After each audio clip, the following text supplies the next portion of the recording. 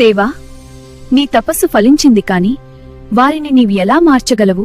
అమ్మా, భయం ఉన్న చోట భక్తి ఉండదు, అజ్ఞానం ఉన్న చోట ధర్నించనమనిచ్చే సందేశం ఉండదు.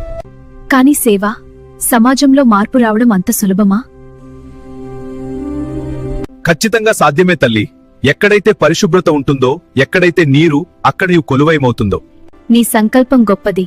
నీ జయంతి రోజున నీ ప్రతి ఒక్కరు రత్రకాల వెలుగునిస్తాయి. ఓ నాటి సోదర సోదరిమణులారా, ఆరాధ్య దైవం సత్యం మరియు వారి ప్రతిబింబ సంత్ సేవాలాల్ మహారాజ్ జీవన్ మార్గదర్శకత్వం కోసం 7 సూత్రాలను ప్రసాదించారు. ఆ సప్తపది సూత్రాలు ఏంటో ఇప్పుడు వేపను శ్రద్ధగా వినండి. ఏ ప్రాణిని హింసించకండి, జంతుబలిని నిరసించండి. మూగు జీవాలను ప్రేమించడం అంటే దేవుణ్ణి ప్రేమించడమే. అవల్లప్పుడు సత్యాన్ని పలకండి. అబద్ధం పరిచయ పెట్టి మిమ్మల్ని గౌరవప్రదమైన మనిషిగా తీర్చిదిద్దుతుంది. మన తండాలను, ఇళ్లను, మన పరిసరాలను శుభ్రంగా ఉంచుకోవాలి. పరిశుభ్రత ఉన్నత చోటే లక్ష్మీదేవి ఏరామాయాడి నివసిస్తుంది. నీరు, అడవి, చెట్లు ఇవే మన జీవనాధారం.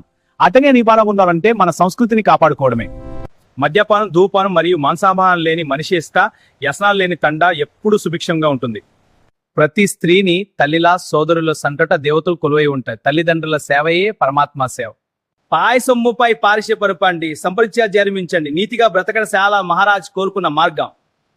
మహారాజ్, మీ భక్తుడు శ్రీను చెప్పింది కరెక్ట్ కదా? అవును, అది పూర్తిగా నిజం. ధన్యవాదాలు మహారాజ్. మహారాజ్, మీ భక్తుడు శ్రీను పవిత్ర భక్తితో శరణు చేరుతున్నాడు.